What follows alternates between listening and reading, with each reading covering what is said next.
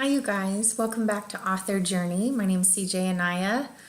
Welcome if you're new here and if you're looking to learn how to write and publish and market books. Today we're going to focus a little bit on writing, something I love, and we're going to talk about an aspect of writing that I think is very important. I get so many questions about how to make my book more interesting, or how to prevent people from stopping in the middle of my book and setting it down and not continuing to read on, or why do people do that? What is it about my book that stops people from being intrigued or engrossed, or you want your readers to say, oh my gosh, I couldn't put the book down. And so what is it that an author is doing within those pages that makes that reader want to continue on? And what are the things that they're doing that pushes them away and makes them lose interest? One thing, a huge thing, that prevents people from moving on within a book is low tension.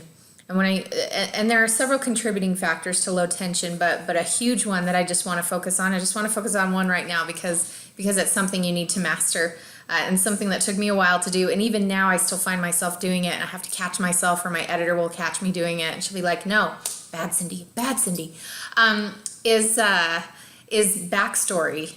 A lot of people right from the beginning want to either describe the setting, which is good if it works with the initial plot or problem or dilemma, or they want to immediately throw in tons of backstory about the person, what they like to eat, their favorite color, just things that don't push or move the story along, or maybe things that are central to the characters' inner conflicts and struggles and problems, or the things that make them who they are. But it's not something that should be put in the book right at the beginning. There's always a place for backstory, and there's always an amount that you should put in there, and usually it should just kind of be sprinkled a little bit here, a little bit there, and maybe sometimes not even until halfway through the book, if you can swing it, if that makes sense. There's not really a hard, fast rule on that, but one thing that I definitely don't recommend is throwing tons of backstory into the beginning of the book, because it just bogs the story down. It really makes it difficult for your reader to get through it, because they haven't gotten to know this person in a social setting yet. They're still trying to get their bearings with what's going on in the book. It's better for that first initial chapter or two, or even three, to focus on laying the groundwork for introducing that major initial conflict, and that want or need that your character has. So just to share a story, this right here that you're seeing is my Scrivener. Scrivener's amazing. If you don't have the software, you need to get it. It's awesome. But this is one of my books that I wrote. It's a novella. I still need to finish this series. I've had so many other things that I've been working on, but it's the first book in my Supernatural Treasure Hunters series, and it's called Double Booked. And it's a novella, and this was in my earlier days of writing, trying to figure out what I was doing. And when I initially wrote it, this segment, though it wasn't written exactly like this, it was in the beginning of the book, and it was all backstory. I was trying to introduce my character and how she was a spirit medium, and I just felt like this really needed to be in there right away, and that this was what was going to pique people's interest and keep them reading. And when I sent it to my editor, the first thing she did when she sent it back, like, she didn't even keep going past the first chapter. She just wrote too much backstory, bogs down the whole thing. There's no pacing. I can't get through to it. What is the point of this being here? You need to hint at this stuff. You need to talk about this a little later and introduce something else. So this was like at the beginning. I'm going to read you what I have for the beginning of the book. I guess many might have labeled me a spirit medium, but I've never run into anyone who conversed with spirits the way I did. Some mediums could only contact or summon a ghost if the ghost in question actually wanted to make contact. My gift worked as a sort of ultimatum. My own spirit had a powerful pull on any and all things supernatural. The minute I entered an area inhabited by ghosts, it was only a matter of time before my energy called to theirs, pulling me into a deep sleep while my spirit traveled to a realm of limbo, where it made contact with any other spirit present.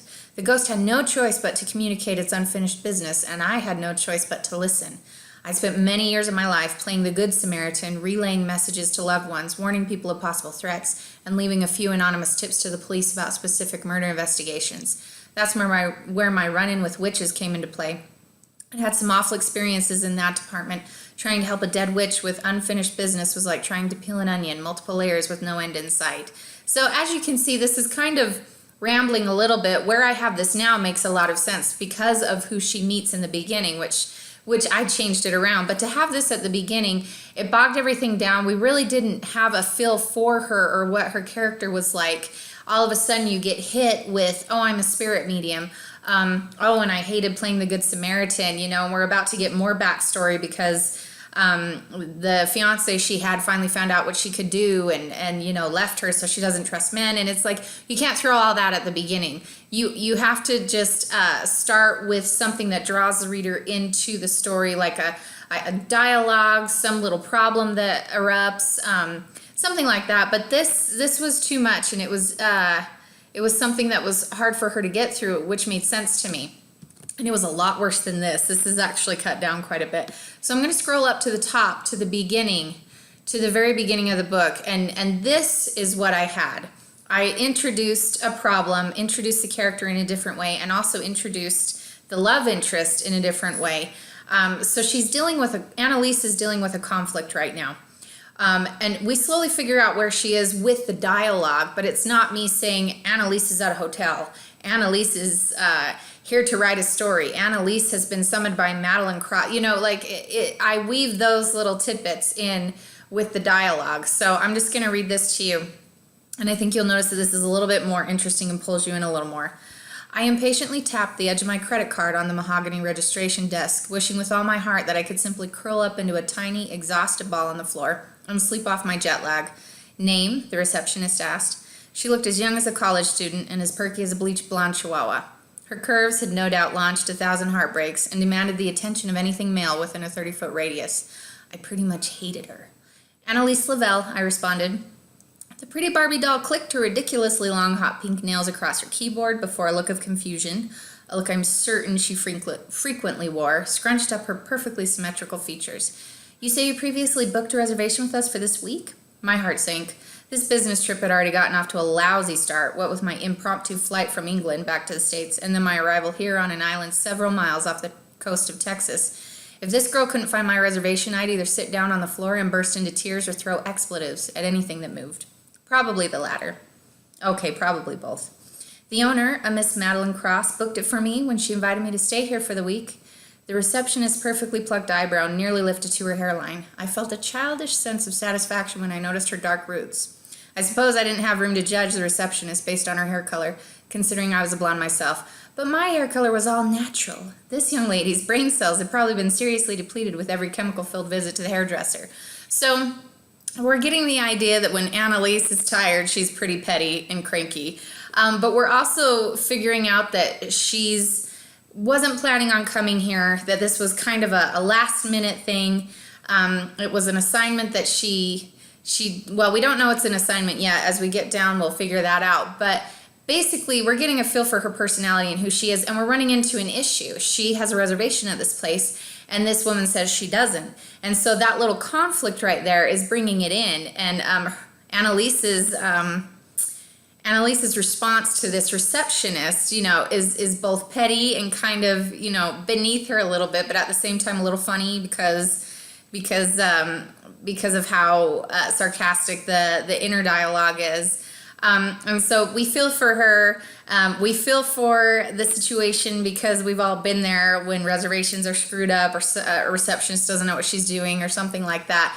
And so we can kind of relate, and it brings us into the story better than, hi, I'm a spirit medium. Hi, I go to places and figure out whether they're haunted or not. And that's too much backstory. We have to introduce characters in a different way. So I wanted to show that to you in my little Scrivener thing. And I'm already, my editor brain, even though I haven't looked at this for about a year, I've already got it. I've got it on Amazon if you guys want to grab it and read it. But I'm like sitting here going, I should probably rewrite that. It never stops. It never stops. So you just have to put it up there and publish it, even though you always want to just edit. Anyways, so that's backstory for you. That's one aspect of low tension that we need to avoid in our books. We always need to make sure that anything we add in the book is either progressing the story forward or adding to the plot in some way.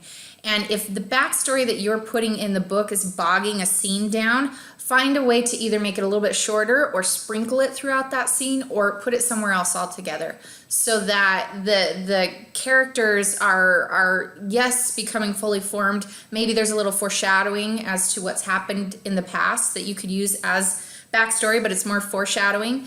And that way you get a hint of what's happened, a hint of their past, but it's not taking away from the initial story. And then there could be some kind of backstory, big reveal, towards the middle, something like that.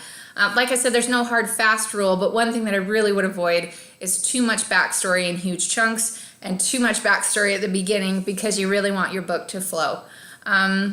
So that's all I have right there for low tension, just a little writing tip, writing 101 for you today. If you have any questions about low tension, if you have basic parts of your story that you feel are a little bit slow and you want some feedback, comment below, send me an email, hit me up on Clarity. I do a lot of one-on-one coaching, and I like to help people with their books. I like to talk them through the editing process. I also really enjoy giving people feedback about different aspects of writing and marketing and publishing. So I'll leave that link below. I'll leave a link to Double Book below if maybe that interested you or piqued your interest at all. And a few other resources just to help you with pushing through low tension, low points in a book, and how you can avoid that. So I hope that this was helpful, and I will talk to you guys later. Bye-bye.